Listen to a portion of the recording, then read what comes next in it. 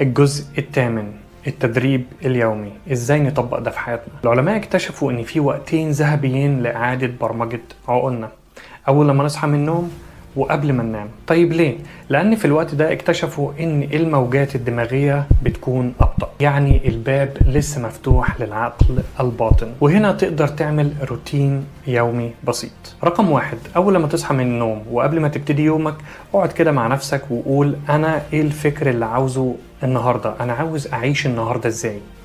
وبالتأكيد يكون فكر إيجابي طبعا، ونرمي كل التفكير السلبي ورا ظهرنا. بس ادي لنفسك وقت فعلا تفكر في يومك انت عاوز تعيشه ازاي، الفكر الإيجابي الجديد اللي انت عاوز تعيشه بإحساس قوي وبطاقة مشحونة جواك كلها إيجابية. رقم 2، عيش المشهد كأنه حقيقي، يعني درب عقلك على الفكرة الجديدة أو الفكرة الإيجابية اللي انت اخترتها لنفسك النهاردة، عيشها حرفيا. رقم 3، حاول تستحضر المشاعر اللي انت محتاجها عشان الفكرة دي او الطاقة اللي انت عاوز تعيشها تكون فعلا حقيقية. رقم 4، كرر الموضوع ده يوميا لحد ما المشاعر الجديدة دي فعلا تطرد المشاعر او العادات القديمة. في حاجة انا كنت قريتها او ممكن معظمنا سمع عنها، عمل اختبار على رياضيين، خلوهم يفكروا ان هم بيتمرنوا في صالة الجيم او بيتمرنوا تمرين معين، لقوا ان نسبة عضلاتهم بتزيد بمجرد ان هم بيتخيلوا، قدروا ان هم يزيدوا من الكتلة العضلية.